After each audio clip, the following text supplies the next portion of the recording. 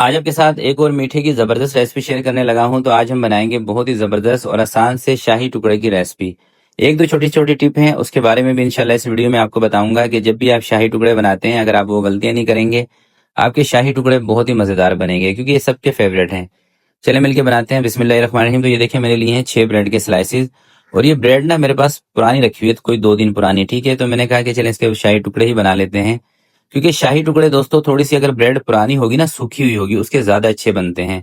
उसकी रीजन ये है कि जितनी ब्रेड सूखेगी उतना जब हम इसको फ्राई करेंगे ना ऑयल के अंदर, तो ये ऑयल कम लेगी।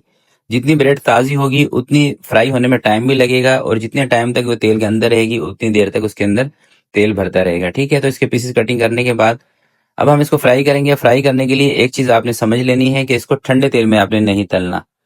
तेल का टेम्परेचर थोड़ा सा तेज होना चाहिए। घी में आप फ्राई कर रहे हो चाहे तेल में कर रहे हो, अगर आप इसको ठंडे तेल में फ्राई करते हैं तो सारी ब्रेड के अंदर तेल भर जाएगा, ठीक है। अब जब ब्रेड के अंदर तेल भर जाएगा और फिर आप इसके ऊपर दूध डालेंगे तो बिल्कुल भी टेस्ट नहीं आएगा, बेमजा हो जाएंगे, क्योंकि फिर वो ना दिल एक भारी सा हो जाता है इस तरह की चीजें खा के कि इसमें दूध भी है, मीठा भी है और तेल भी ज्यादा है।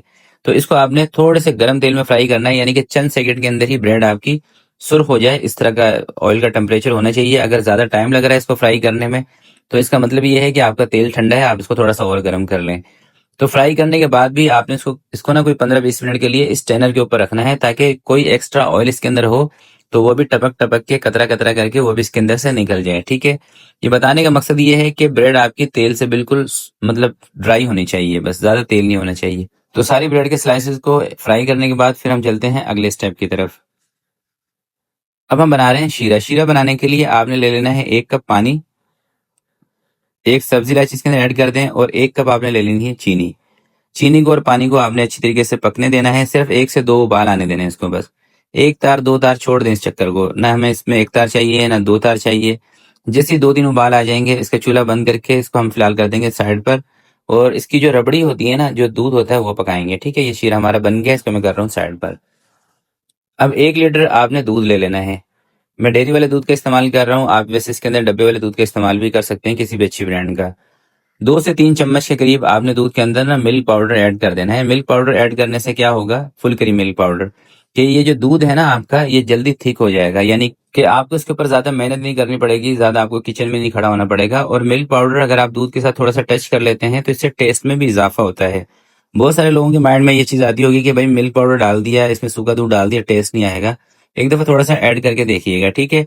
तो जैसे दूध के अंदर उबाल आ गया, आपने इसके अंदर 2 से 3 चम्मच के करीब चीनी ऐड कर देनी है, और इसको थोड़ा सा पकने देना है 3 से 4 मिनट के लिए, ताकि दूध थोड़ा सा थिक हो जाए। उसके बाद आपने क्या करना है कि 1 चम्मच लेना है वनीला कस्टर्ड पाउडर, ज्यादा नहीं लेना है, 1 चम्मच काफी है। उसको थोड़े से पानी के अंदर हल कर लें। वो आपने 3 से 4 मिनट दूध को पकाने के बाद फिर वनीला कस्टर्ड पाउडर इसमें ऐड कर देना है। इससे दूध थोड़ा सा थिक भी हो जाएगा और वनीला का थोड़ा सा फ्लेवर भी आ जाएगा, ठीक है। 1 से 1.5 चम्मच ले लें, वैसे 1 चम्मच काफी है। अगर आपको लगता है कि दूध थोड़ा सा पतला है तो 1.5 चम्मच भी आप ले सकते हैं, मगर इससे ज्यादा आपने नहीं लेना, फिर ये कस्टर्ड बन जाएगा, ठीक है। हमें इसकी बनानी है रबड़ी। अच्छा, ये कस्टर्ड डालने के बाद कोई 5 से 7 मिनट आपने इसको और पका लेना है, ताकि कस्टर्ड का कच्चापन इसके अंदर से खत्म हो जाए और दूध भी हमारा थोड़ा सा और थिक हो जाए। बहुत ज्यादा थिक आपने दूध को नहीं करना, ठीक है। 5 से 6 मिनट पकाने के बाद इसको चूल्हे से नीचे उतार लेना है। और ये आ गया शीरा। अब ये देखें, शीरा भी हमारा तकरीबन ठंडा है और ब्रेड भी ठंडी है। अलबत्ता जो दूध है ना, वो थोड़ा सा गर्म है। तो इस तरह से आपने ब्रेड के एक एक टुकड़ा उठाना है, इसको शीरे के अंदर डिप करना है, और जिस ट्रे के अंदर आपने शाही टुकड़ों को तैयार करना है उसके अंदर आपने इसको रखते जाना है।